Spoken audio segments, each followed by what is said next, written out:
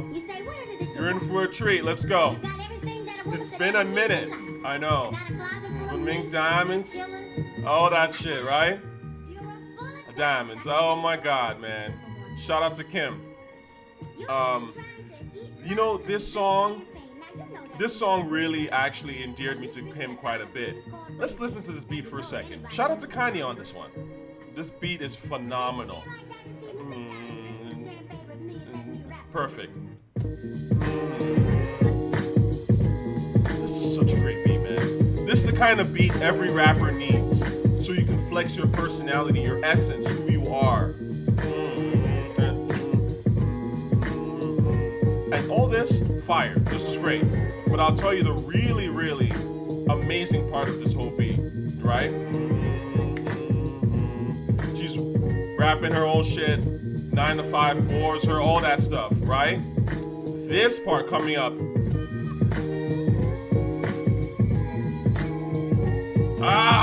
Great music. This is like, come walk with me, let me talk to you a little more type of thing. That progression to this point, Kanye nailed that. He absolutely nailed that.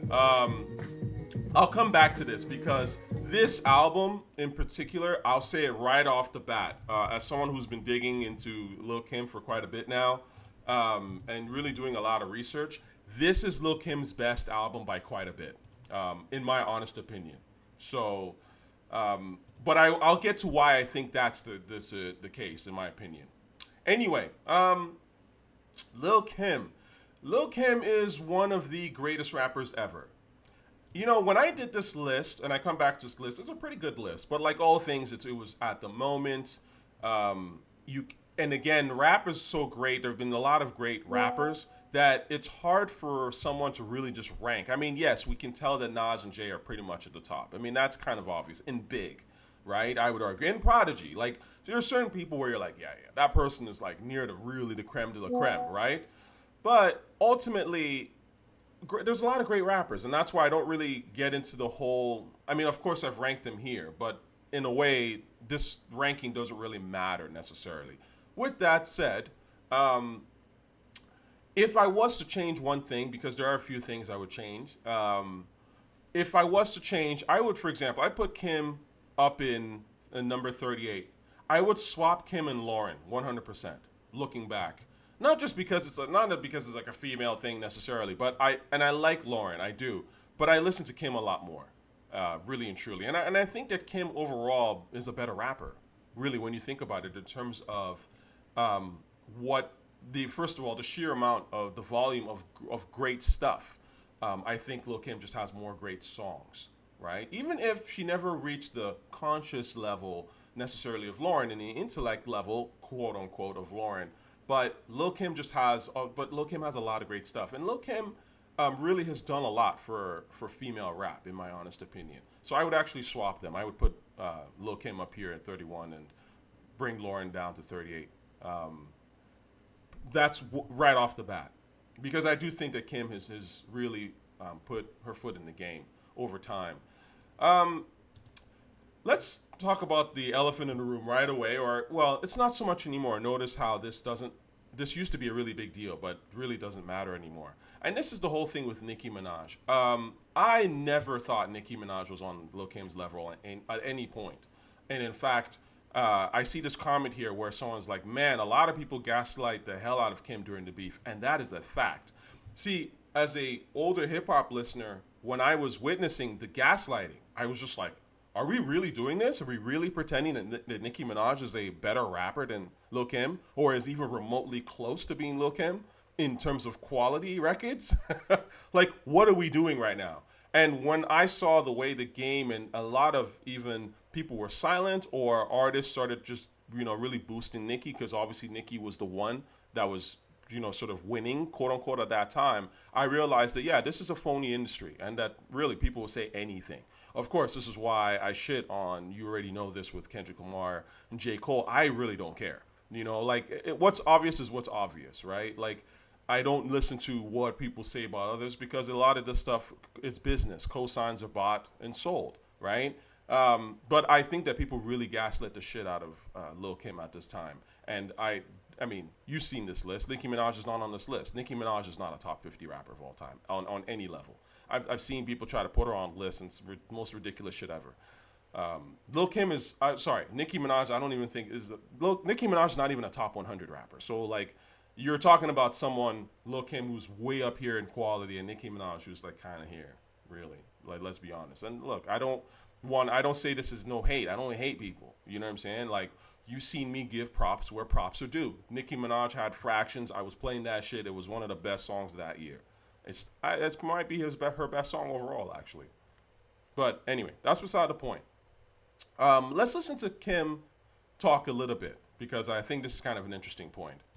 It sounds like a Young Money Cash Money thing. Like, they did that, not necessarily Nicki. So backtrack. So Kim, and you can watch this whole thing, but essentially Kim is saying that she had a sound that she was developing. I talked about this in my previous video, that ended up being given to Kim, to Nicki, and Nicki didn't show any sort of like appreciation, or in fact just kept dissing her, which obviously not only is like Lil Kim has she given her sound to Nicki through Cash Money people, I would say, but I also was getting dissed at the same time, so obviously that weighed on her mind. And so Charlemagne, being the lame that he is, respectfully, I don't know him in real life, but he says a lot of lame shit to me. He was like, well, it sounds like a Cash Money thing, but it's like, that's gaslighting, right? Again, gaslighting 101, right? That's when you kind of deflect or pretend like, like basically Lil Kim and the rest of the people listening are dumb, right? I understand something. She was always throwing shots. I don't know what you're talking about. That's a fact. That's a fact. We were around. Nicki Minaj was always throwing shots and was really weird, and was getting more and more popular doing it. And it was mad fuck. Again, this is that young troll shit, because a younger audience can buy into that. Especially you gotta think about when Nicki Minaj was starting to pop. I mean, rap was dead at this point, was dying, right? And it's like the young artists have this inferiority complex, because the old niggas, the 90s still run you niggas, right? And will continue to, until you actually make stuff that wows people musically. Until you do that, the 90s will continue to run you, because we'll always just go back to the 90s, right? So I get it. Like, a new artist coming out, especially a whack one, will troll their way into the game. But it only works for a couple of years. And then after that, like, no one cares, right? And we still consider Lil Kim, and all the hype and all that forced manipulation shit is just going to fall by the wayside, and we'll still put Kim on a pedestal, or still put the 90s act on a pedestal, because they made actual great shit, right? But anyways, the point is that when Nicki Minaj came out, she was, she did the poses. I don't even necessarily want to go too deep into this beef, because at the end of the day, I'm here to talk about Kim and not really Nicki. But I do think it's important to notice that enough time has passed where we've seen the heights of both of their careers, in my opinion. And I just think it's interesting, right? You Never need heard to it. go. You need, because you're not trying. I used to hear her pay homage, like she said. She used to say, "I love Kim, I love You're not Foxy." trying to do your homework. That's she's why. not. Boo-boo. You got to do your homework. You got to do your homework. You got to stop gaslighting motherfuckers, right? She was always throwing shots. Anyway, Kim talks about that. What I do think is ironic, and this is why I actually bring this up, what I think is ironic is that Kim was always throwing shots at Foxy. And I don't know what the origin of that whole beef was, and frankly, I don't know enough. Like, I feel like that's one of those things that hasn't really been fully explored, and I'm sure there might be an interview on it, but I don't really look for those things. I look for the music. But I do think it's fascinating that Kim was firing shots at Foxy a lot, and at Eve for years. And the irony is that the one person she wasn't throwing shots at, Nicki Minaj, was the one that was firing mad shots her way. So life has a way. I don't know if you call that karma, baby girl Kim, no disrespect, but I just have to ask. Again, I'm uninformed. I'm uninformed when it comes to that whole Lil Kim Foxy thing. And that's a whole nother, that's a whole nother thing. Obviously, we can go back to the Foxy verse, Bang Bang, with Capone and Noriega. Like, anyways, this shit was a whole incident. Now, I'm covering this beef thing to start off because when I first heard Lil Kim, I don't even remember when I first heard her, but I did not like Lil Kim. Lil Kim has warmed up on me a lot. I gotta be honest. And I didn't really pay much attention to her. I was much more of a Foxy rap fan, in fact.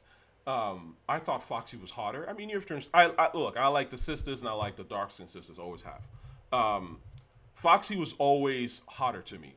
Like, just, I mean, Foxy in her day, yo. Whew. Like, Foxy was just a cute chick. And she could rap, and she was more aggressive, and she wasn't rapping so much about her pussy and stuff like that Lil Kim was. I just looked at Lil Kim as kind of like a Lady Marmalade pop rapper. Like, to me, that was what she was. And how many licks, not goofy shit. And I was like, I'm not feeling this shit. And so this is why I think is interesting. But over time, certainly I've warmed up to Kim, and I do think that in some ways Kim has outdone Foxy.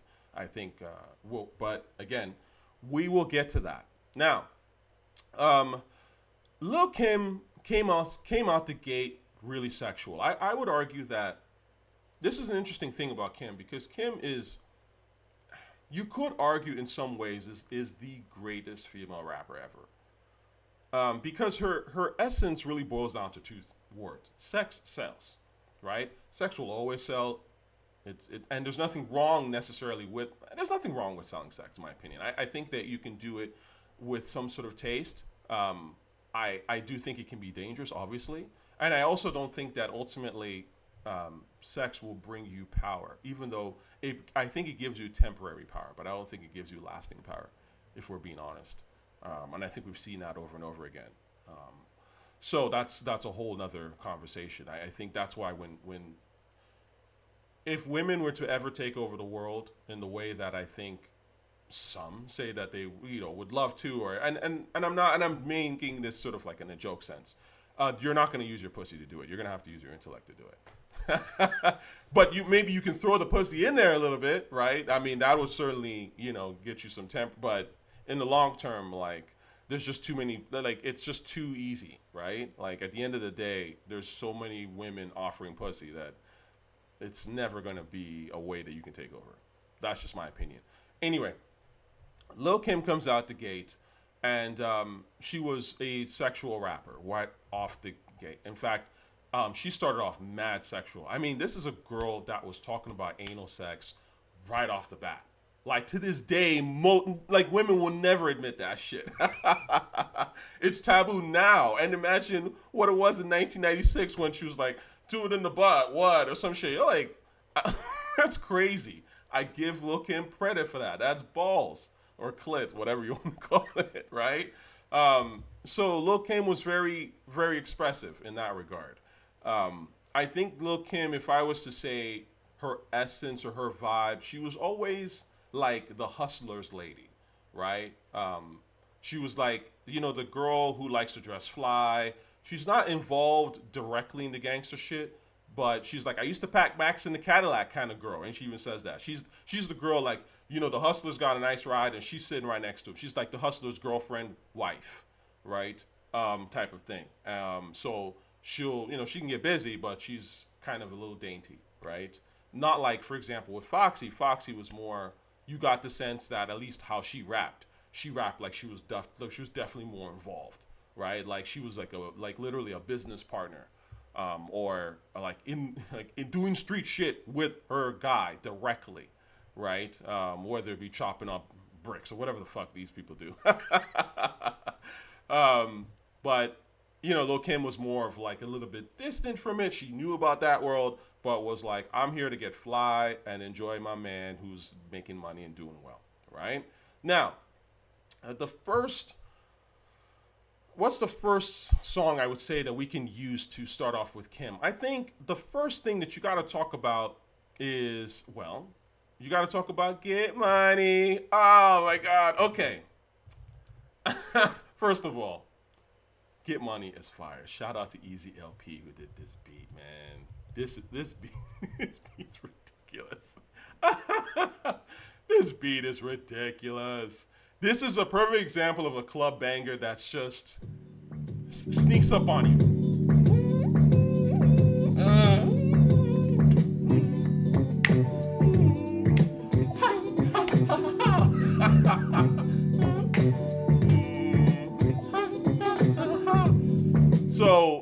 Kim goes in and is like, nigga, better grab a seat, grab on your dick as this bitch get deeper than the pussy of a bitch 6 feet. I remember hearing that and being like, whoa, stiff dicks feel sweet in this little petite. That's hard. So she certainly made an introduction on there. And you have to remember, like, she was part of the Junior Mafia clique, right? So Big puts on Junior Mafia and has C's and a bunch of these people in the group. And Kim shines more than all of them, in a sense, right? She just has it, right? And so she then follows up with her first album. So I think that, in a way, that first verse with Get Money really kind of is the birth of the Kim that we all know and love, okay? Now, Lil Kim's first album, I believe, was called Hardcore. I remember seeing this album back in the day.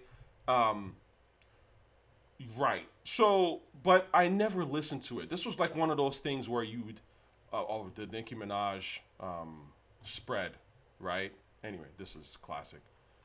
Yeah, this is the Nicki Minaj. Nicki Minaj did her own version of this. But anyways, Hardcore. I remember seeing this album somewhere. But I never listened to it at the time, and frankly, like I said, I wasn't into Kim. I was much more into Fox. Fox to me was more serious.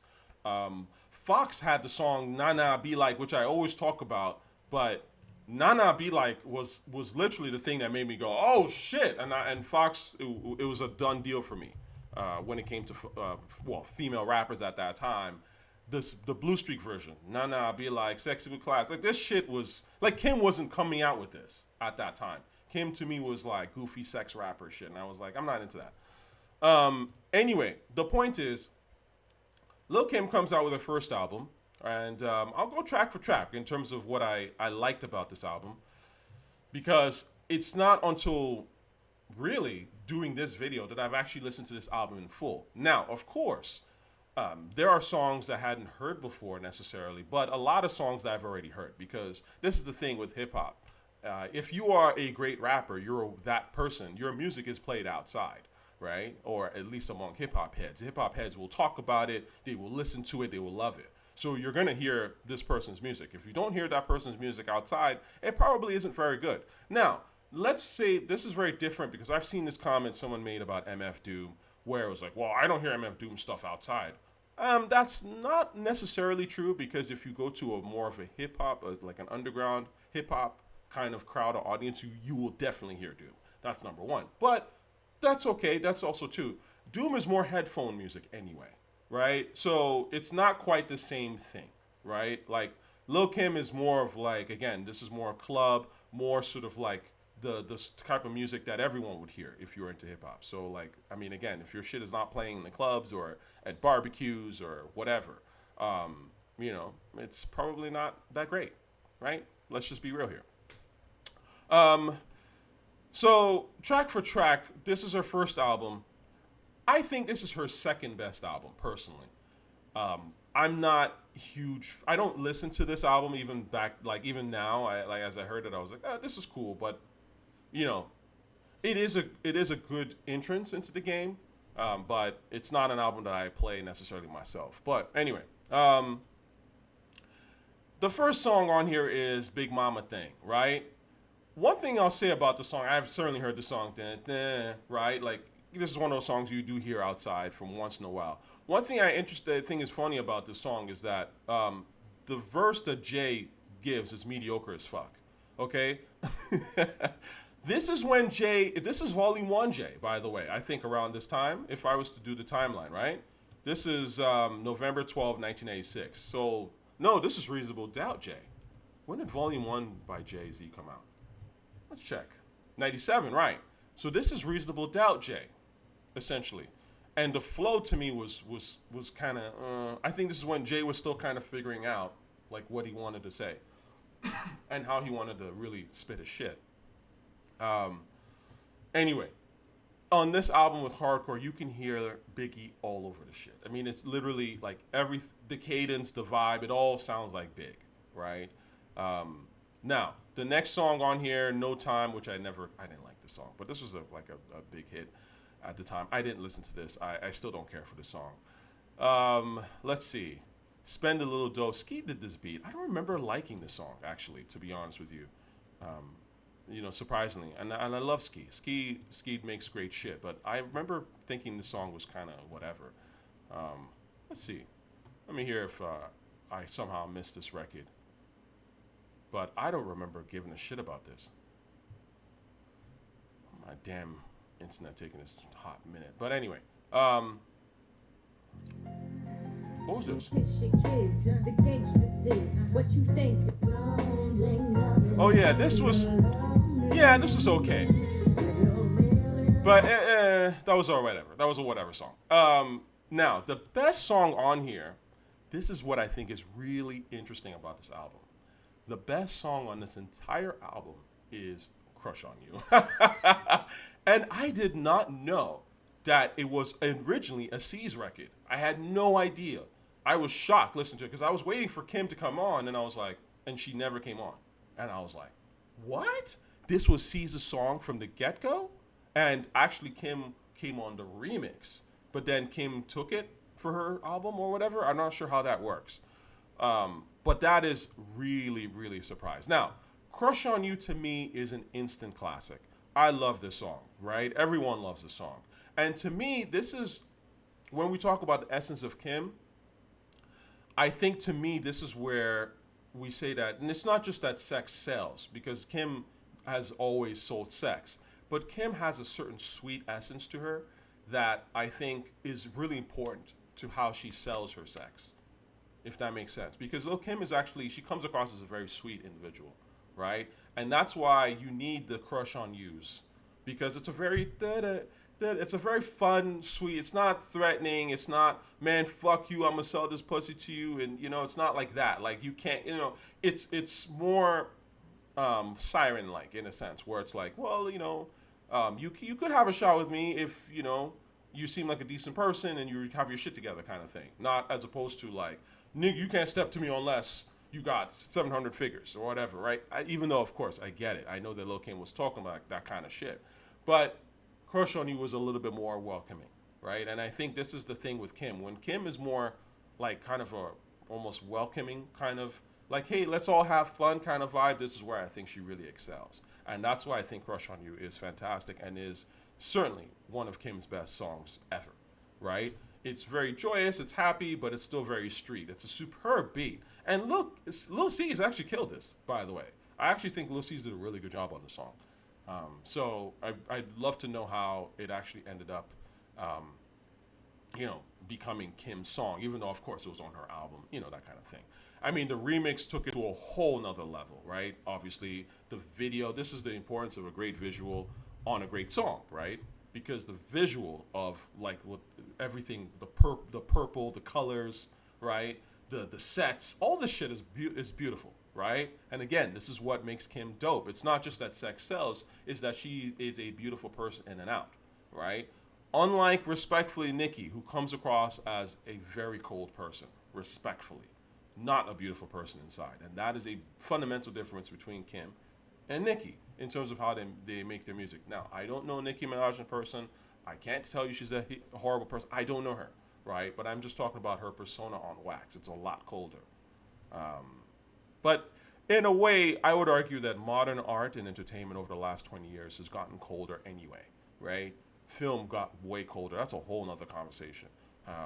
The warmth, the 90s had a certain warmth and vitality to it that just, once it hit like the mid to late 2000s, it was like cold, right? Like stuff just started getting very, very cold. So I can understand maybe Nicki looked at it and just felt like I have to adapt. But unfortunately, we're still there. We're still in that very cold type of vibe. And hopefully, that'll come back. I'll bring that shit back, at least to a certain extent, in my own little way, because I think vitality is important in art. Anyway, now the next song on here that was on here, Drugs. Drugs was okay. This is fine. Again, a lot of these songs are okay. They're not like phenomenal. I mean, Crush on You, I think, is a phenomenal song. It's a phenomenal beat. But a lot of these songs on this album, they're okay. There's nothing that's like flat out whack at all. In fact, they're all pretty good. Like you could hear it in the background, you could play it at the club, whatever. But they're not like whoa, right? you know, it's interesting, you know, even on drugs, like Lil Kim quotes a little Arabic on there. I think she says sharmuta or some shit. Just like, oh, okay. What do you know about that shit? Um, and again, this is the thing I've always said about hip hop. As a person that got into it in Saudi, uh, like I've always liked the world music aspect of hip hop. I don't think people really. Again, I'm not gonna say everybody didn't notice, but I certainly noticed. I mean, I heard Big Pimpin' in Saudi Arabia, so it's like, you know, it sounded like Jay-Z was on the rapping on a fucking camel, and I was like, holy shit, I'm on a camel, like I'm right there. I've always liked that about hip hop, just that way that as a person that traveled a lot as a kid, it just had a lot of. It was very versatile. That it borrowed sounds from everywhere. That's literally why I thought hip hop was the greatest shit and still is the greatest shit. So, drugs was cool. Now we get to the song Queen Bitch. This beat's ridiculous, man. This, you know, again, the beat is what starts and kicks off a lot of this shit, okay? And you know how you know a good beat? This beat's phenomenal. And I've quoted this before. I keep forgetting this. Cake's the Killer. I've Cake's the Killer. Conspiracy. Yeah. I've always said that at the end of the day, a great beat is a great beat. A great beat made, this is why the 90s in particular, when we talk about the 90s being the pinnacle of this rap shit, a lot of people might not realize, but truthfully, what really jumped in quality in the 90s is the production. The rhymes jumped too, but let's be real here. What Nas and Jay were doing, I'm not trying to downplay obviously Nas and Jay. They're incredible. But you could argue that Nas and Jay are really just remodeled Rakim and Coogee raps, if in a sense, right? And Kane's, right? Like the lyrical, the rapping blueprint in terms of the flow, like figuring out the patterns of the flow and all that stuff. Really, by the 80s, people had figured this out, and you could argue, right? I mean, everyone still raps like Nas and Jay in terms of being actual hip hop. I'm not talking about Playboy Cardi and niggas, you know, singing an autotune. But I'm talking about, like, in terms of actual patterning your flow. Like, no one's done anything really sort of so new with the flow since Rakim came in the game. And Slick Rick and these guys. So my point is that really and truly what, in my opinion, jumped tenfold was the production, right? And it's not to knock the stuff in the 80s, because the production in the 80s was crazy. It was amazing. But when you started to have the Primos and the Pete Rocks and the new guard, the Timbalands, the new producers, the Swizzies, right? That's when I think, you know, hip hop jumped to the next level. And again, production. You know, a beat is so hot when a person is still rapping on that shit. Washing late bitches like afternoon laundry. I put the pluck feathers, dropping pigeons in the lobby. I mean, this is what this guy made this song like a good 20 years. 20 years? Well, maybe like 15 years after the original, song was made. So a great beat is a great beat, right? That's just the point. Anyway, back to the hardcore album.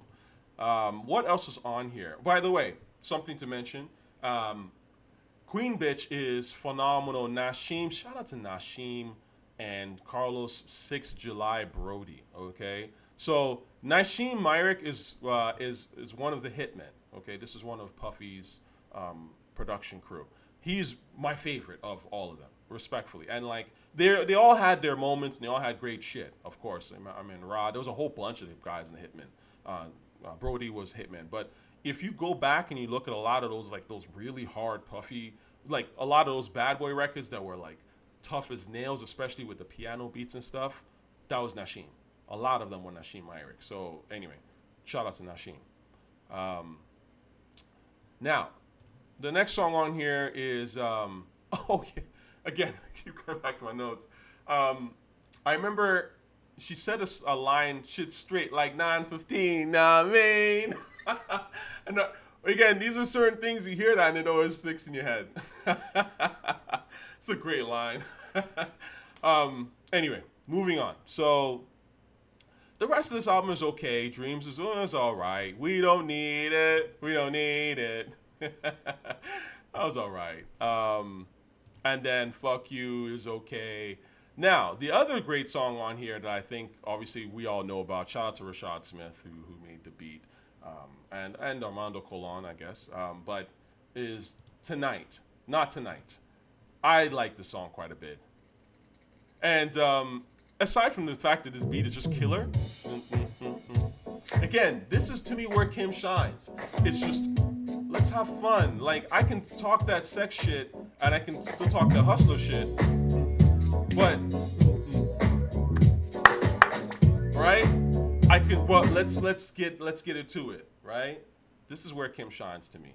And it's Angie on the mic. Anyway, Angie killed it. I like how Angie opened it up. Shout out to Angie Martinez. She actually did a really great job on the rings. They all did. They all did a really good job. And then bang this in your whips, and Lil Kim came with that aggression. But again, it fit because the beat is hard, but it's fun enough for us to all kind of have a good time. So I would say that this is her second best album. Some people might say this is still Kim's best album. It sold a ton. It really put her on the map. Fine.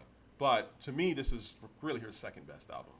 And I've already told you that my favorite album of hers is La Bella Mafia. But we'll get to that. First, we've got to get to the Notorious KIM. Now, I thought this album was kind of weak. I mean, of course, there are some essential songs on here. But this album was kind of weak. Now, let's go to... Let me go to a song that I had never heard.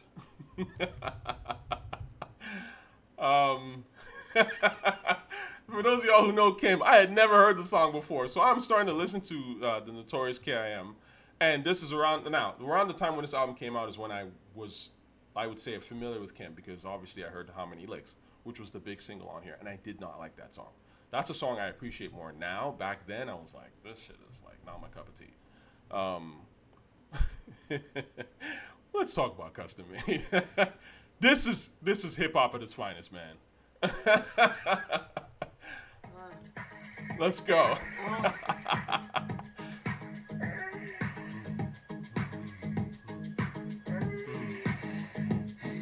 This flip is crazy.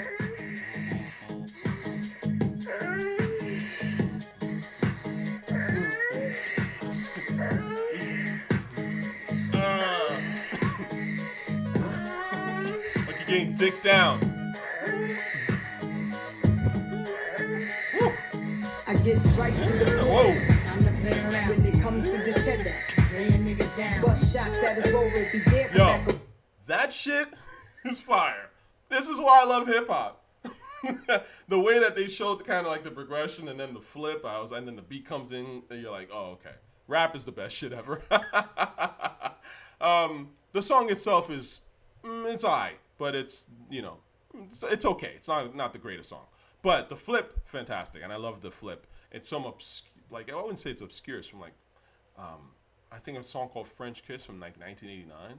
Man, this is when people were I just feel like it's interesting. Rap is more like, you have, rappers that really, like the ladies who really sort of sell sex in a way that is really, really much more than it was back then. But at the same time, what's really interesting to me is that it's like it's almost, how do I say this? It's very, like, women dress like, the rappers, they dress like full-blown strippers and all that shit. But there is a certain sensuality that they're just afraid to express. Or they don't have it, right? And I think Lil Kim was able to show that sensuality in a way that, like, pretty much all of her copies or Xeroxers could not, right? And they're almost scared. It's like Lil Kim to me is still way more raunchy than all of these chicks, which I think is wild, right? Even though most of these girls show more. Does that make sense? They show more visually in terms of, like, literally, they show more ass, they show more dick, but, like, they're not nearly as raunchy as Lil Kim. I think that's really, really interesting. But again, I think that's sort of a societal thing to a certain extent too.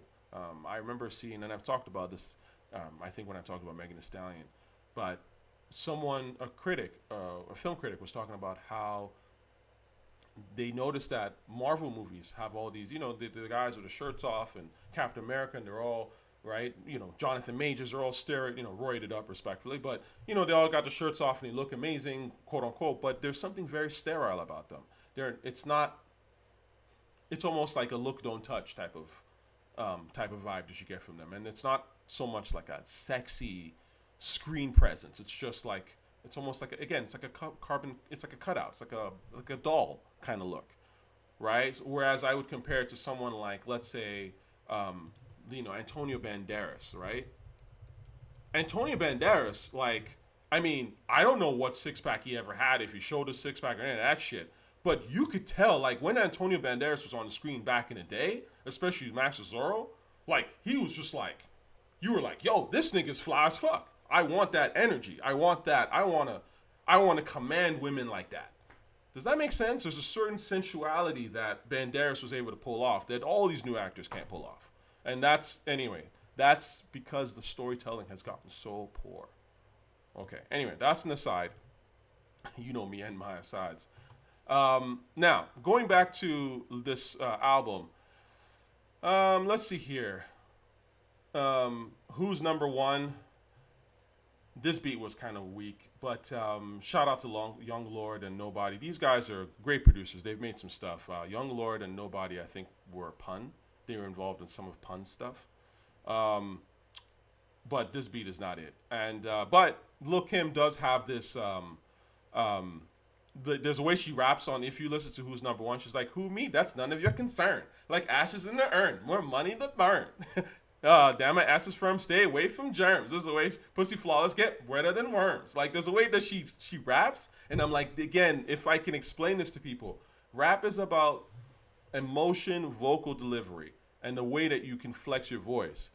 I didn't say them, right? When warning. That's how you rap. It's not just this flat talking that, like, Joey Badass and Big Sean and all these niggas who think they're lyrical do. That shit's boring. Anyone can do that. To figure out how to almost sing on a record while you're delivering them bars, that's the hard shit. Anyway,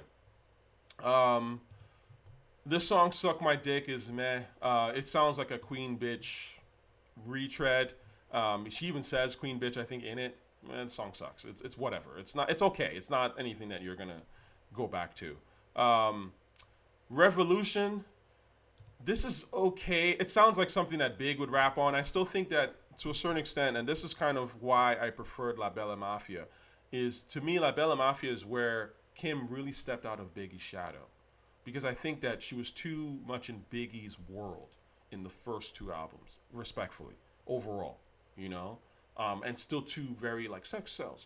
She was too much in that. But again, I'll come back to all that. Revolution kind of sounds like it's almost like a What's Beef type of vibe, right? It could have been a great song, but it's just okay. Now, how many licks? Oh my God, the song. Dun, dun, dun, dun, dun, dun, dun. Yo. Now, this, I will say to a certain degree, this is kind of the birth of Lil Kim. This song, it has this. No, again, I'm saying this, and I want to be respectful here, but it has a gay vibe, right? It's the kind of thing you would hear like at a gay club, almost. And this was kind of groundbreaking for her in a way. And Lil Kim has always been very embracing of the LGBTQ plus community. I mean, she literally says it in her songs and things. And I respect that about her. I think that's dope. And I think back then when I was listening to it, I was like, this beat is like, is this even a hip hop beat? Like, what is this shit? Right? But like I said, I appreciate the song more now.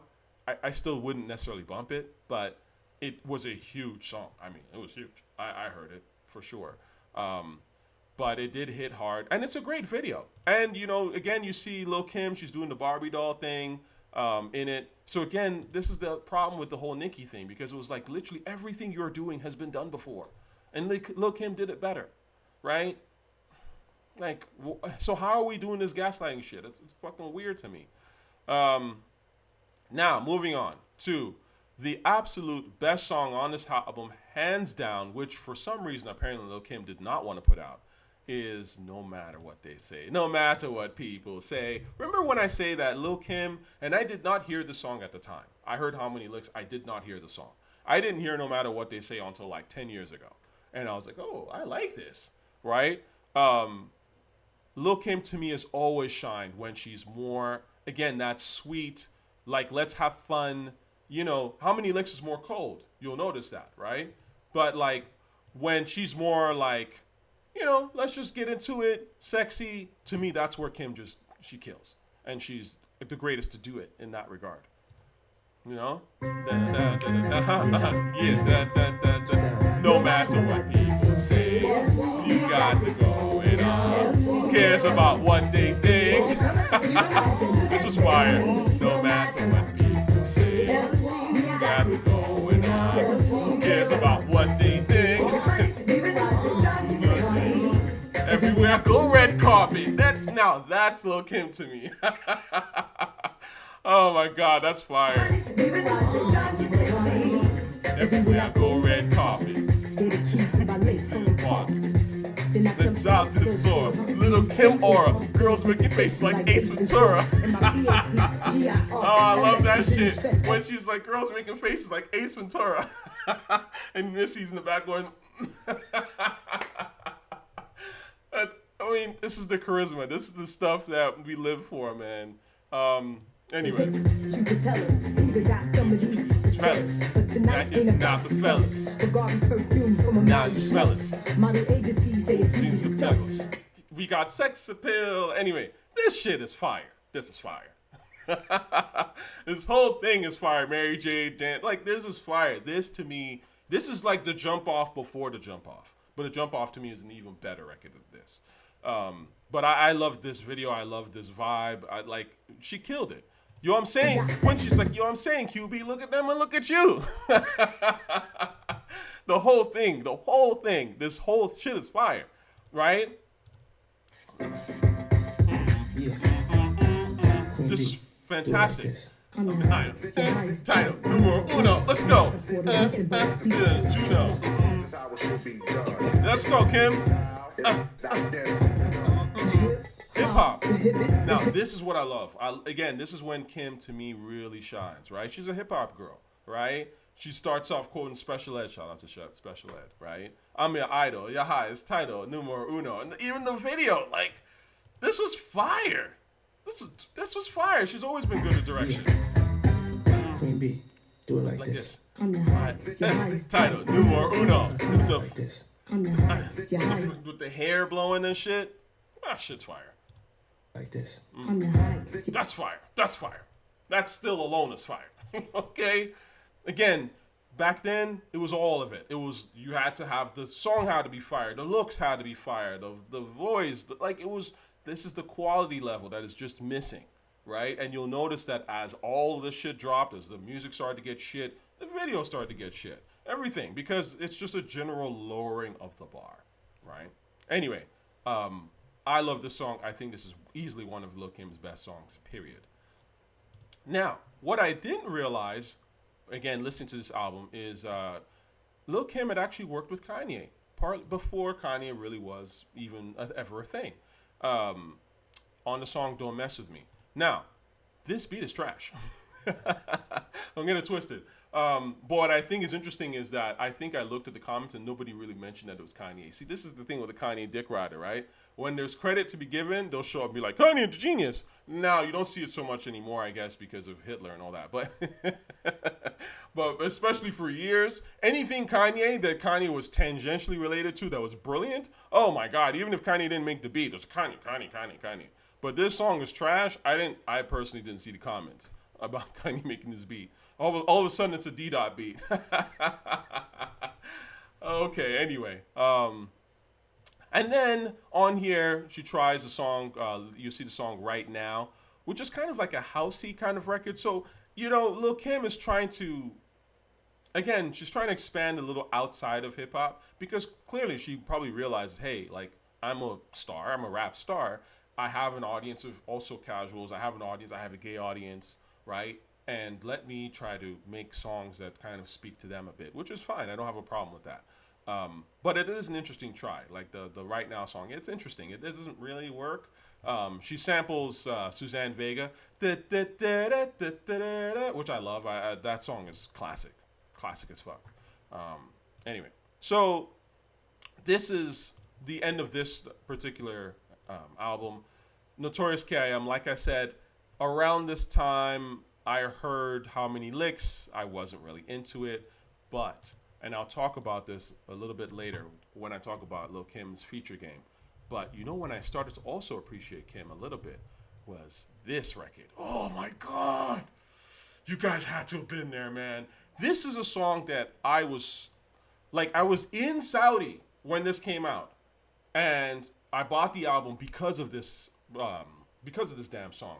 And I was in high school and I was just like, oh my God, I wish I was somewhere in the damn Western world where I could listen to this and be out and partying with my friends and shit like that. Again, this is, when people talk, they don't understand the implications of living in the Muslim societies and Sharia law and shit. These people don't fucking understand it, right? Anyway, this shit was freaking crazy. Hey, Ray J. Hey, where you at? I don't think y'all ready for this one. The knockout collabo. Yo, this shit. This one I was like, oh, Kim. Fuck it, mow it up. That's when, again, an artist, sometimes it takes a while for them to warm up, and sometimes they're figuring it out. But again, this is what I loved about hip hop back then. Like, people got better over time. Even if they weren't fully formed, like some people, Nas fully formed out the gate, cool. But others, even if they weren't fully formed, they were still dope enough for them to be like, make great shit. And then they got even better. Ghostface, perfect example. Right? And this is why I really want to come into La Bella Mafia, which, I mean, when I look back on this album, I'm like, whoa, this was an evolution for Kim. Absolutely. And again, this is why I say that hip hop really died around this time. Like, because this was really, like, this era, 2003, 2004, was really the last time you saw people even get better as rappers, right? Lil Kim got better. Obviously, Ghostface got better, right? Ghostface comes out in 93, right? 2000, he's Supreme Clientele goes Deanie. And you're like, who the fuck is this? This is Ghostface? Holy shit. Jay got better, Volume 2, right? MF Doom got better. Mad Villainy. Operation Doomsday is dope. Mad Villainy, some other shit. That came out in like 2004-ish, right? Master Ace, a lot of people don't realize, Master Ace got better all of a sudden, right? So there was a lot of like people that were just like, there were, things were getting better. It was the last time you really, in my opinion, saw artists that were in the game. There was that competition level, right? And after that, I can't name an artist. Sean Price came out, got better, right? Reinvented. So again, really 2004 was kind of like the last bastion of the shit. And then it just fell the fuck off with, Kanye, Young Jeezy, all that garbage, Lil Wayne, all that garbage. But anyway, La Bella Mafia. I just heard this album, I would say, in full recently. Now, some of these songs, of course, I heard. I mean, they were ringing the fuck off. You could not hear them. And I love them. And this is where, to a certain extent, I would say I really started to warm up to Kim. Partly because, again, Foxy was kind of slowing down. You didn't hear much about Foxy anymore. And, again, when the Jump Off came out, it was like, whoa, this is Kim? Like, I remember thinking that, right? Kim on a Timbaland beat. Oh. And then you hear it, you're like, this is dope. Wow. And I was just enamored. And even look at the style. Like, she's still sexy, but this is like some model shit. Really, she's like almost like on some like I'm not in the street like as that anymore, right? I've evolved, and I like that about this particular album. Let's see here. I want to see if I can find the intro to La Bella Mafia, because even the intro song alone tells you that you're in for some cool shit, right? Intro is always important, right? I took Lil Kim, she was hungry. She wanted to do her thing. She writes. I took Lil Kim, she was hungry. She wanted to do her thing. She writes. Yeah. Like, yo, I was going with a bunch of little dudes, you know? Yeah. From around the way on the corners or whatever. And I was like, yo, once I get on. And Like that, listen to that beat. Woo. This is, again, intros. You can always tell when an album is dope. The intro, there's a way, like, it's just energy. Like, people come with a certain thing because they put in more effort now. So the intro is great. And then you have the first song on here, which is a Havoc beat, actually. And I'd only heard like once or twice. Hold it now. This is a great beat, man. Let me see if I can find the instrumental, because hold it now, instrumental. And it's very much like, it's a very different vibe for Havoc. Oh, it's not here. Okay, no worries. But we'll play the Lil Kim version, because ultimately you'll see what I mean. Hold it now. Hold it now. And I think that the way that Havoc even added the hold it now, I think to me took it to a whole level. You know, this is the thing about making a beat. The beat should be simple, right? Like, every ingredient should work, but again, keep it simple, right? And sometimes it's about quality ingredients. It's not about how much you put in the beat. It's about quality ingredients, right? And that requires really like next level sort of producing skills. So the Paul Revere, Beastie Boys type of thing, because it's a Beastie Boys record, and Beastie Boys have a song called Hold It Now, don't they? So it was kind of like a throwback in a sense. The story I got to tell about a gangsta ass bitch. You know so well. It started way Back in history. Here's a little story I have to tell, right? Beastie Boys, right? Now, Lil Kim, hold it now. Lil Kim, hold it now. Hold it now. Now here's a little story I got to tell about the first rap bitch to rock Hold it now. Taught you how to get money and pop the style. Even gave y'all tips to ride cock as well. Hold it now. The beehive, stick and say, better be Hold it now. Buzzing in the spot, you know my boy. Hold it now. We in the parking Let's lot, you go. Hold it now. This to me is when I was like, right away, I was like, oh, this album is way better, because this is Kim in her element. This is that again, now fun. She's street, but she's evolved. Yeah, man, this shit was fire. This shit is fire. And again, I just think this is her best album. Doing It Way Big is kind of like an Indian sounding beat, which actually comes up later when she does with very soon anyways. But it was okay. The song is all right. Can't Fuck With Queen Bee. It was okay. She has a line in there where she's like a bottle of fine wine, I just got better with time, which is true. And this is the whole point, right? It did seem like she was on some fine wine shit. And I like that about this album. I think this is hands down her best shit.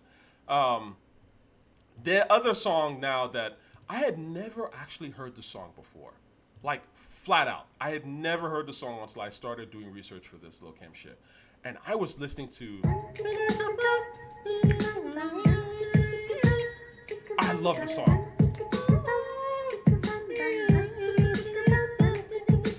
I was just like, why haven't I heard this before? This song is fire. This song is fire, yo. Let me see if I can find... Someone told me that there was a live recording of this. It was on Twitter. I should have pulled this up actually initially. Oh, there we go. I'm in Bermuda. This is how you know these records hard, man. These records work. Let's go.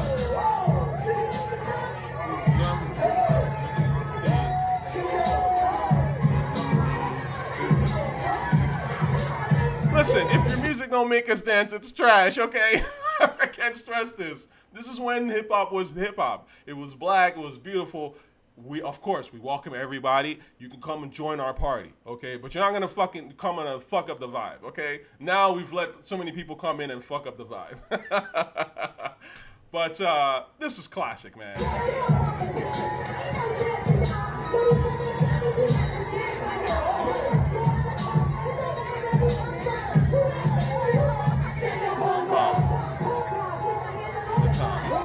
This is fire. This is fire. Let me bring up the original song, because I actually really like the song quite a bit, and I think that again, this is lyrically, this is some of Kim's best shit in a way.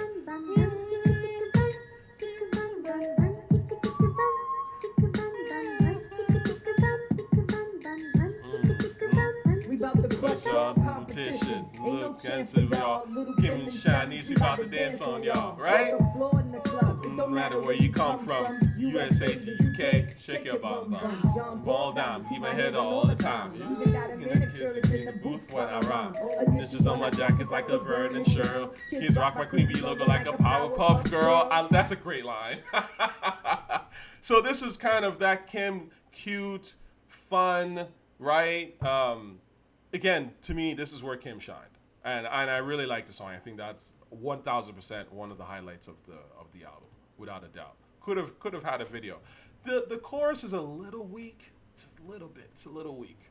But I love the beat. It's like some Legend of Zelda ass shit. You know, like people, you know, come with me on my RPG journey while I collect some items. You know, I love those kind of beats. So anyway, fantastic song.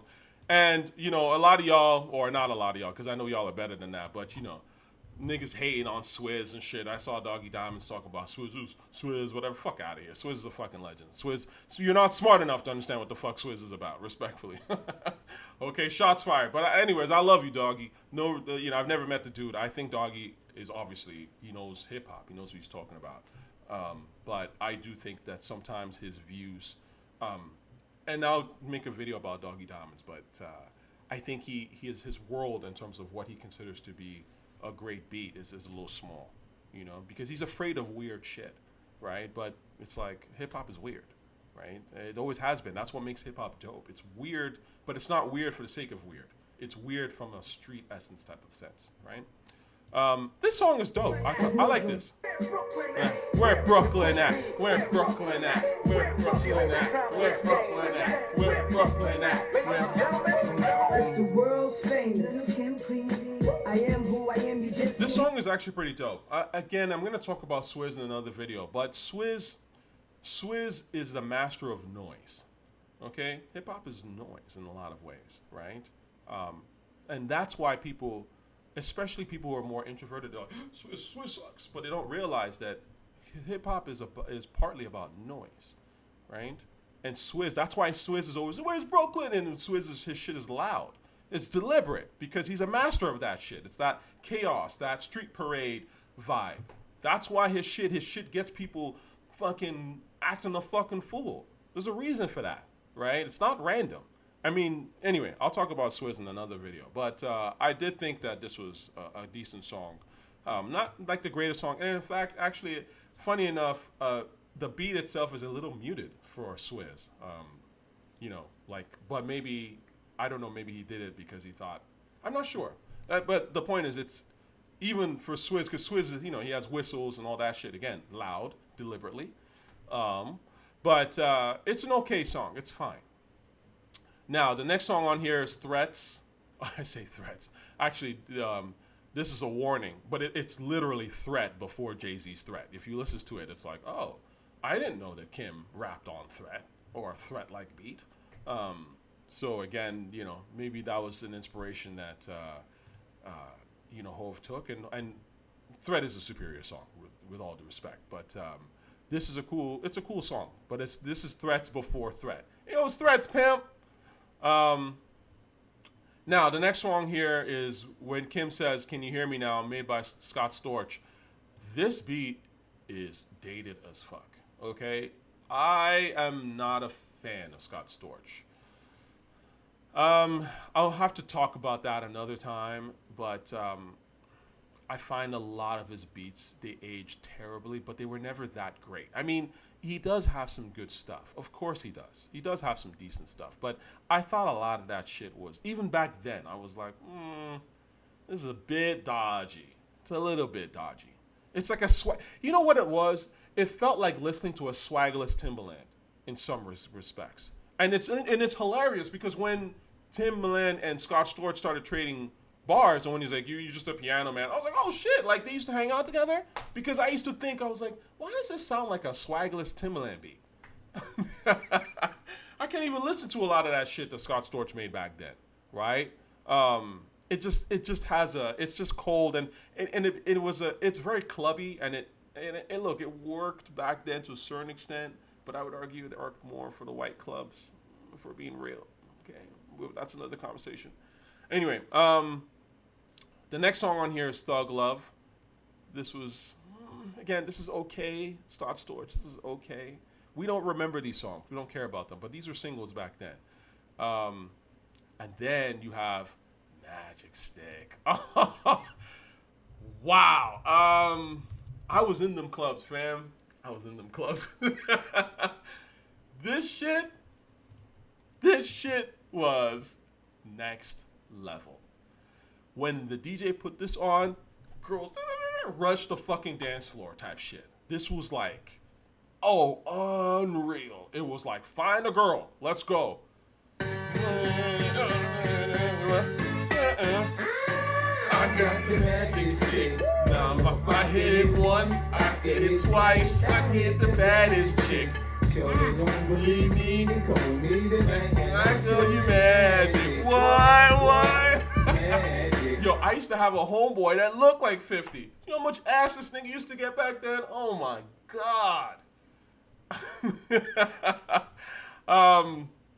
Yeah, this song was huge. I mean, we weren't paying attention to Billboard. It's only like, I found out it was like, oh, number 2 on Billboard Hot 100 without a video back then, which is crazy. So that tells you this song was huge. I can't say this any other way. Like legitimate street airplay. Like this was just a song that it took off like a motherfucker.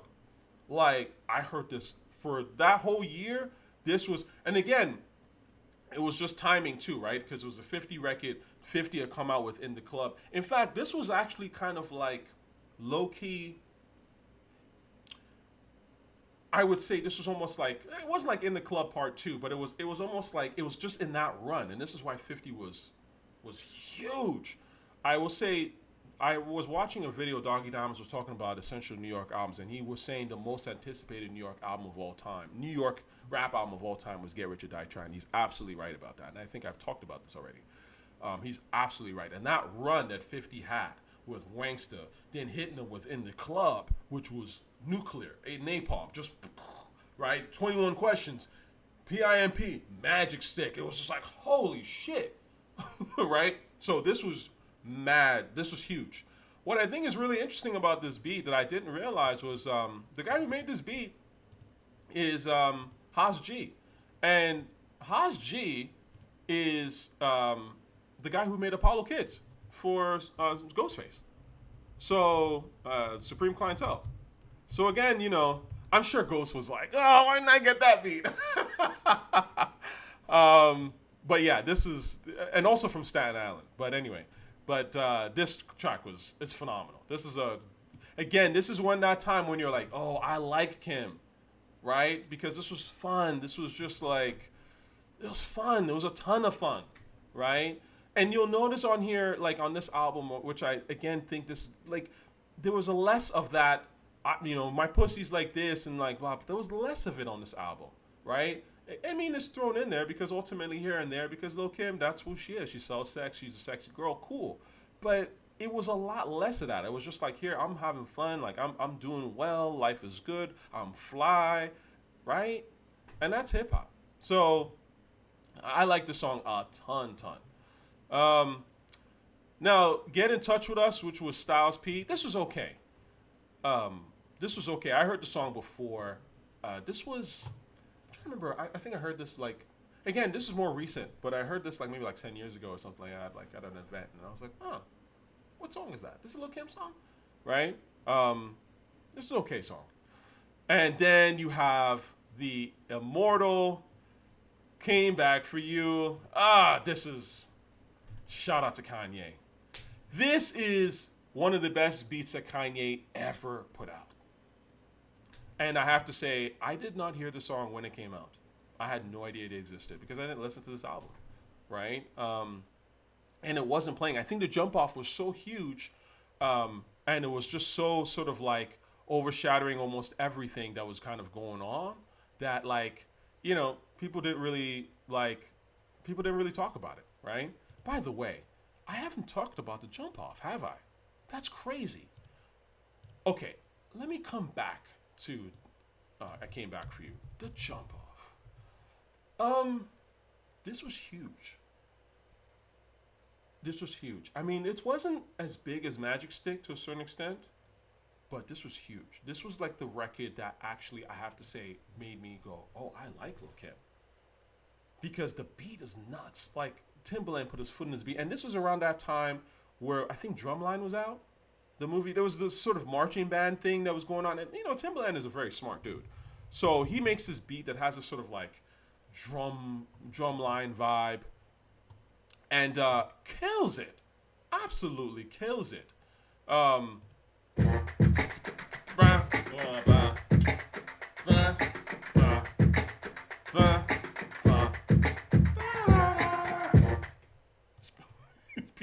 This shit got the club cracking.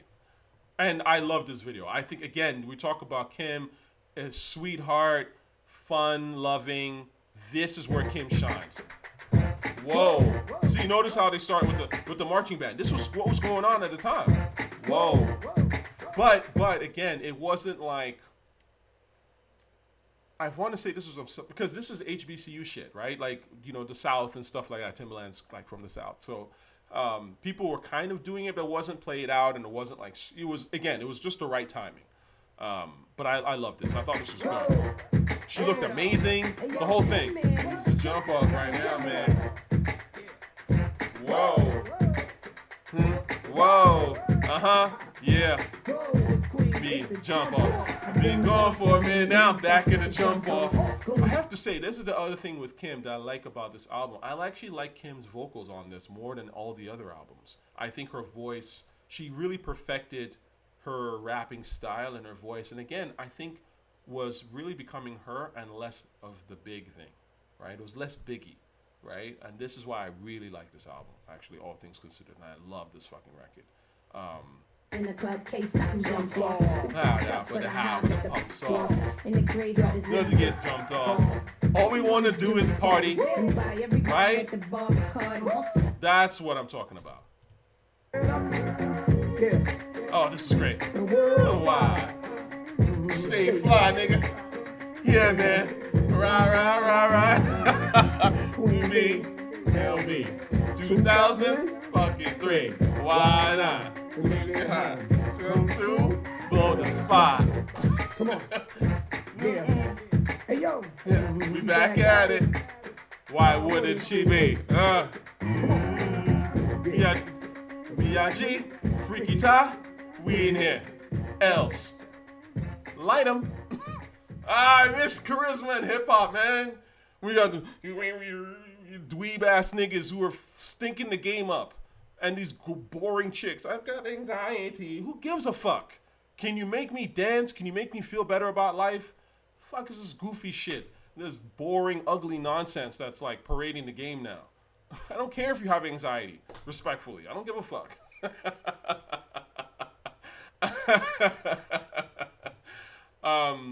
So this was huge. I mean, again, Jump Off is a she borrowed parts of Cheek's song, Beams, what's the name of that damn song? Fuck. I know the song, but I forget the title in full. Benz, Beamers, Bentley, the Benz, all that shit. Absolute classic. Jeeps, Lex Coupes, Beamers, and Benz, right? So, and that was a great sort of to bring Cheeks back in the video, and he really added a great element to that song. But again, this is where, to me, Kim shined. She was just, you know, doing her thing. And then we come to Came Back For You, which I think this is like a top 3 Lil Kim record. I think it's that good. Top 3? Like in terms of her solo songs? Yeah. I think this is one of the best songs she ever fucking recorded. And shout out to Kanye, because it's not a party song. And again, like I said, I didn't hear it at the time because I guess there was just all this other great Kim stuff. But this is where it's like, you can still have that party vibe, but it's more sort of like toned down a little bit, but it's like, let me listen to you. Let me hear you say your shit. Speak your vibe, all that shit. Call me Miss White. Look at how she. Most people know me as Lil Look him, the Bella Mafia. Oh, shout out to my girl Victoria Gotti, the whole Gotti family. You say up. This time around, They ain't naked, no shit. Now I'm around, I never get bit. This time around, I Messed up my flow. Yep. Snaps by the door. Right? She switched up her flow. Right? She looks amazing. Again, this is classic. This is where Kim became sophisticated to me. Right? Ain't like before. Damn around and then knock at your. The feds is watching me. Dig the wrong word and you will get touched. My feet on the scene. My favorite color is green. Empire. Whole new team. Harder than it ever been. You can never win. She had to throw that in there. You can never win. Anyway, I love this shit. And the video's fire. I mean, this whole thing is fire, man. What's the word? This whole shit is. This shit is crazy. This shit is crazy. You know, my favorite part, again, Lil Kim was on her hip hop shit, but the part that really is endearing to me, by the way, in this whole song. Let me show you. This time around, you think cause I'm the best that ever did it. This. Damn it, I was born with it. The Prada mama, in the bottom dripping. Listen, not even mimosa sipping. Oh, I was like, okay, let's go. Broken language. Let's go. Keep it Brooklyn. You know what I mean? These are the little things as a hip hop head you hear them, you're like, oh, this is dope. And the way she flipped it. Right? She took a gutter ass record. She still kept it street, but she's like the Prada wearing, martini mimosa sipping. I'll always remember that. I can't. If I ever meet Lil Kim, I'll be like martini mimosa sipping because it's just cool. That's just like, again, sophisticated woman, laid back, have a good time, you know, fun loving type of person, right? So this to me is this is peak Kim, peak Kim. Oh, by the way, the Jump Off remix, if you ever listen to it, has Prodigy on it. She kills Lil Kim. You know what? I'll play that. We're playing a bunch of songs. Say it's all copyright. It doesn't even matter at this point. We're having fun with it. Prodigy actually did a pretty decent job with this remix. He actually spit some lines in here, but he had that slow flow thing going on. Yeah. I do it no other way but off. I'm on the low and little mob up on it. Since why me still that bitch. Let me see. She pitched that too, that man went sucked up, niggas jump off. Niggas wild, be the next man jump off. She pitched that too, that man went sucked off. All she wanna do is feel loose and free to be herself. We fuck like animals. It's a celebrity orgy at the crib. Call Kim in the motherfucking Beehive crew. Cause for us, they got the whole Barbie army. So much pussy, nigga be drunk on Punani. That was hard. She called bringing the Barbie army, right? She was calling herself Barbies. Look, Nicki Minaj calling herself Barbies. I'm like, what is this shit? What the fuck is going on? It's rap. This is how rap dies, right? When you have biters. I mean, we've talked about this before. When you have outright biters, this is what kills rap. This is literally the shit that killed rap. Okay, now, we're still going. Long video. We're still going because Lil Kim got a catalog, man. The Naked Truth. Now, I remember when this came out. And there was a big controversy because the source said that this was a 5-mic album. And I knew right off the bat that it was not a 5-mic album. I had never even heard the album and I was like, this is not a 5-mic album. Because Lighters Up is not a 5-mic song. So what are we talking about? It's a good song. It's a dope song. But it's not a 5-mic song. So how the fuck is this a 5-mic album? And this is one of the things that flat out killed the credibility of the source, which was already on its last legs. But definitely, once they were like 5 mics, it was over. Yeah, the only female rapper to rated 5 mics in the source. I mean, this was not a good look. Now, I know they were probably drunk off that Bella Mafia because, again, this is typically how people are. They catch up, right? So the responses to the last album. So they're probably like, oh, that last album you dropped was fucking fire, right? And we want to get the visibility and anyway, whatever. So here's 5 mics, but it's not a 5-mic album. The Naked Truth is nowhere near a 5-mic album. Lighters Up was huge. I didn't care for it personally. at the time, or I should say I liked it, but I wasn't like loving it. I mean, this is as someone who's just kind of becoming into Kim because of the fact of Magic Stick and Jump Off. I remember thinking, I was like, this reggae thing, I mean, this is no Jump Off, man. I was kind of hoping for another kind of like more of a Jump Off vibe, but it's still a decent song in retrospect for sure. But yeah, I mean, it wasn't no 5 mic shit, and it did feel a little kind of like, you know, is this album going to be any good? Is it going to be listenable? Because this song is not like the craziest. What's on here? Spell Check, it's okay. It's hard, but it's a decent song. We're getting back to kind of like that, you know, La Belle. Oh, I'm sorry. The hardcore where it's like there are songs on here, they're decent, but they're not like incredible, but they're okay. The Shut Up Bitch intro is hilarious. So this is Cat Williams. Maybe before Cat Williams really became a huge deal, right? So Cat Williams is all over this album, and Cat Williams does say some funny shit. Right, the intro to "Shut Up, Bitch" is fucking funny. It's really funny shit. Like you should listen to it. "Shut Up, Bitch" actually isn't there a song by Nicki called "Stupid Bitch" or something, or "Stupid Hoe" or something? Anyway, the "Shut Up, Bitch" song is actually pretty funny. Cat Williams is hilarious. It's kind of like that big mouth Houdini thing. You got a big mouth, you know. It's that kind of like, man, shut up, like stop talking type of thing. I'll say the one thing that always made me laugh in this video, aside from the intro with Cat Williams, which is labeled up, you know, pick up the hand and slap yourself or something. Raise your right hand, put it over your left shoulder, and slap the taste out of anybody. Say any more rumors about anybody, let alone Lil Kim. Bro. Shut up.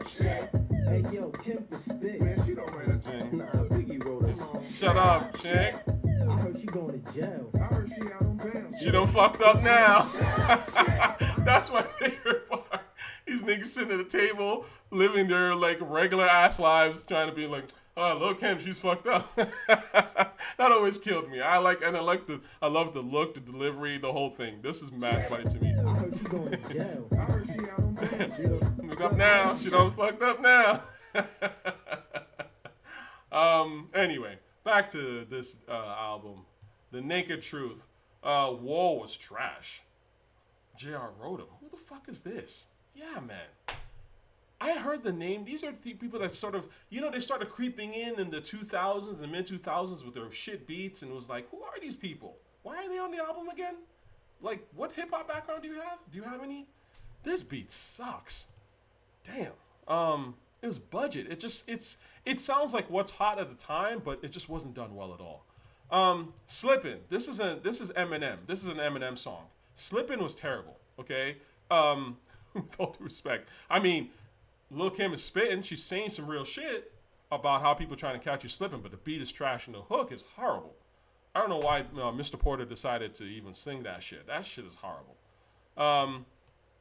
The answering machine skit is, you know, at the time I would have skipped this, but when I listen to it now, I'm like, oh, this is back in the day with the answering machines. I remember that. People don't know about that. And it reminds me of that, what was it? Stop Chill? What Gangstar had those like voicemails. It was a thing back from the like the early 90s. Stop Chill? Was that what it was? Jesus. What was the one Gangstar voice messages? Oh, I wish I could remember. Man. Anyway, off the top of my head, it's hard for me to remember. But, you know, there would be like, on albums, they'd leave voice notes and all this kind of stuff. So I kind of like this, and I felt that it was like a throwback to that era. And it was nice to hear the different personalities. Back then, I would have skipped this. But now I'm like, man, hip-hop needs some personality back, man. I miss these personalities and shit. All good. This is mediocre. I Know You See Me. This is one of the better songs actually on this album. And it's funny because she's rapping kind of like T.I. and Tiny's on it. I actually thought it's an okay song. It's not bad. I mean, I would say this is Lighters Up and I Know You See Me are probably the best songs on this album, if I remember. Quiet is trash. The Game. Again, this is when, I forgot about the headed horseman of the apocalypse of rap. The Game was definitely one of them. The Game was terrible. What a terrible fucking rapper. We Don't Give a Fuck was terrible. Was lame. And it's interesting because this is also why you started to see in 2000s why there were no classics, because what's required for a classic is that, the songs have to be all kind of on, not necessarily all on the same page, but they all have to speak to a particular audience, right? A hip hop audience, and be done well. And you see, in the 2000s, the reason why you never really saw classic albums is that the audiences started to fragment. I mean, hip hop became so huge, right? And just expanded so fast that it started to really fragment. Now you've got underground geeks. You've got, pill poppers. You've got, all I do is club, and I don't want to hear nothing or else it's club music type of people. You got people in the South that don't want to hear rhymes at all. They just want to hear, they don't want to hear nothing that isn't some basic shit. And you've got all these different audiences, and you're trying to get them to all buy your CD. And this is when these albums started to become really fragmented. And this is why there are no classics really after a certain point. Too many casuals, too fragmented of an audience. And then we see Gimme That, which is now the sex song back. Now the sex song, Lil Kim is back. Again, to me, this is kind of that, Lil Kim is devolving a bit, right? She didn't have songs like this, like on La Bella Mafia. She didn't need to. We already know you're a sexy chick, right? We've been there, done that, right? And you've evolved, and now you're kind of devolving back into that. So I thought this was kind of lame. Kitty Box, this is trash. Compare this to Shake Your Bum Bum, and you'll see right away that the difference is massive. Chronic is boring. This is boring. This beat's boring. Snoop just shows up and sings. Well, he doesn't sing, but he's in the hook. This is trash. And so this album to me was not good. This was not a good album at all. And so for them to say this is a 5-mic album is killed the credibility of the source. It was already on its last legs, and then it was like, yeah, you're really on its fucking last legs. Yeah, not a good album. But I would say Lighters Up and the Shut Up Bitch intro and Cat Williams stuff, and I Know You See Me, that shit was cool. Now, I don't really check out mixtapes. I saw that Lil Kim had a mixtape after this, so I tried to listen to it. I don't like mixtapes, and I was starting as first as I was listening to it, I was like, oh, I guess it's not so bad, but I've always looked at mixtape as glorified karaoke. I'm not into that mixtape shit. Like, get your own beat, okay? Like, I'm not listening to you redo someone else's beat. I know that the Lox did that shit. They had some mixtape songs where they spit on someone else's shit and it was cool. And I would argue that the Lox and obviously 50 to a certain extent were the ones that really pushed it. But I'm in general, I'm not listening to nobody's mixtape like that. Go get your own beat. And this is the thing. You start to listen to this initially, and you're like, oh, this is actually kind of cool. Lil Kim's rapping on an old Queen Latifah beat, or she's rapping on an old Boss beat, and she's kind of showing love to the females. But then it just devolves into trash really quick, because at the end of the day, these songs are boring. There's a song on here, Chillin' Tonight. This was on the mixtape. I think this is an original song of hers that was on that. It was okay. Yeah, the song's all right. I'm chilling with my nigga tonight. It's okay. It's a decent song.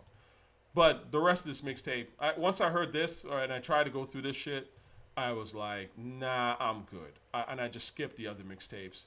I tried to listen to the Black Friday mixtape. That was terrible. And so she had the disc for Nicki Minaj Black Friday, which was kind of whatever. But, there were some bars in there. Lift your frame like a fucking garage. Yeah. And then you get to the last album, right? The last real album that Lil Kim had, which was, let's see, all these boring mixtapes. And then you get to 9. Okay. Now, this album, Lil Kim 9, is trash, respectfully. I'm sorry, Kim. This was not a good album. Yeah, this came and went. I didn't even realize she had dropped an album, frankly. I completely had no idea, but I can see why, because it's not good. None of these songs are great. The only song on here that I would say is listen to Auto Blanco. I think Auto Blanco is the hardest song on here. But this is not good. This album, you could completely skip this album and no one would be the wiser. Again, it's too cold. It's not Lil Kim. Lil Kim is trying. It's like that. It's her trying to do Nicki Minaj. No, baby girl, you're not a cold person. You shouldn't do that cold shit. It's not. It won't work for Nicki. It seems to work, but again, like we're never gonna really remember that shit because ultimately, I would argue, human beings want to be warmed up. They don't want to be put in the freezer. Not for very long, anyways. At first, it's cool, but after a while, you're like, I want to warm up. So I didn't care for this at all. Let's see what else is on here.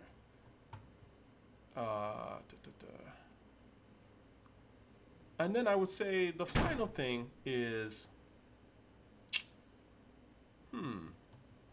let's talk about the features. Obviously, you have Get Money, Deep as a Push Pussy 6 Feet. That was hard. Wait a Minute, Quiet Storm. Quiet Storm was hard. Let's see here. Whew. Her verse on Quiet Storm. Damn ho, dumb hot damn ho, here we go again. And then she's even doing the iconic kind of dance, which is in a way some Mary J. Blige shit to a certain extent, but this is classic. Have you out in hot, there's drugs to your eardrum, the war uncut. Have a nigga OD, cause it's never enough. Hot damn ho, here we go again. Light as a rock, as hard as a cop. Not for blocks, we hard tops in the parking lots where my drop like the sparking lot. My book style speak for itself like a wrestler. Another notch under my belt. The embezzler, chrome treasurer, the UNO competitor. I'm 10 steps ahead of ya. I'm a leader, y'all some following shit. Coming in this game on some mileage. Hard just to get to the top. I put 100% in every line I drop. It's the Q to the B with the M-O-B-B. Queensbridge, Brooklyn, and with D-double-E-P. Why? I wish I lived a life like this. Yo, Prodigy, tell them what this is, done. Yo. She murdered that. Flat out. She killed that. Lil Kim has gotten some really fantastic features. Quiet Storm, murdered classic. Everyone knows that shit. Money, Power, Respect. With the money and get the motherfucking power. Money, Power, Respect, what you need in life. Right? Another classic. How could you forget one of the most classic ever? Wanna bumble with the behind. Put a hex on your whole family.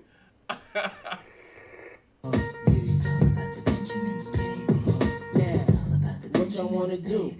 What's in my six? Singing this is for whole family. Yeah. With the beat, huh? Throw a hex on the whole family. Dressed in all black like the omen. Have your friends singing this is for my homies. And you know me for making niggas so sick. Lost in my six with the Lex on the wrist. If it's murder, you know she wrote it. German Ruger for your ass, bitch, deep throated. Know you wanna feel the room, cause it's platinum coated. Take your pick, got a firearm, you should've told it. Suck a dick, all that bullshit you kick, player hating from the sideline. Get your own shit. Why you ride mine? I'm a good fella, kinda lady. Stash ladies in Mercedes. Puffy, hold me down, baby.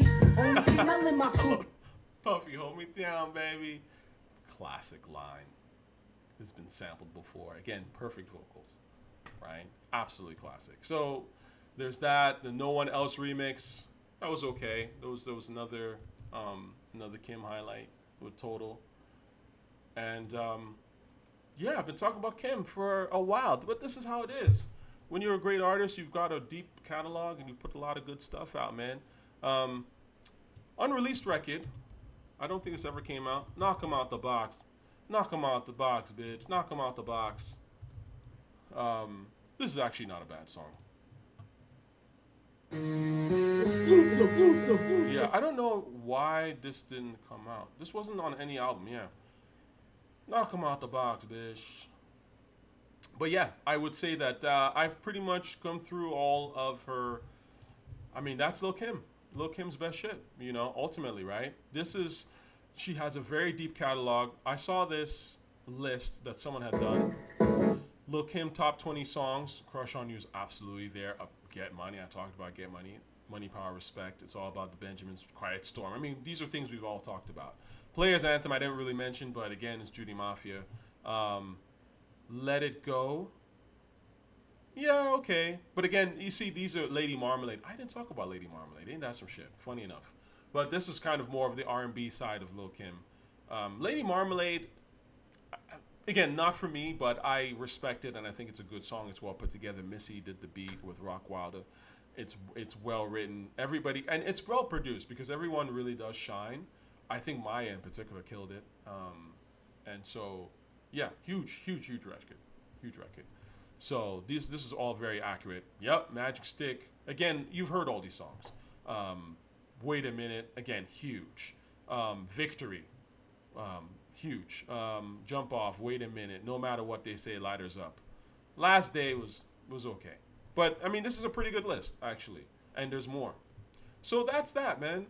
Shout out to Lil Kim, the Queen Bee. And it's been nice talking about somebody that I think it's about time I got to her and her music. And, really has put it down for Brooklyn. Shout out to Bed-Stuy. And that'll be that. I love y'all.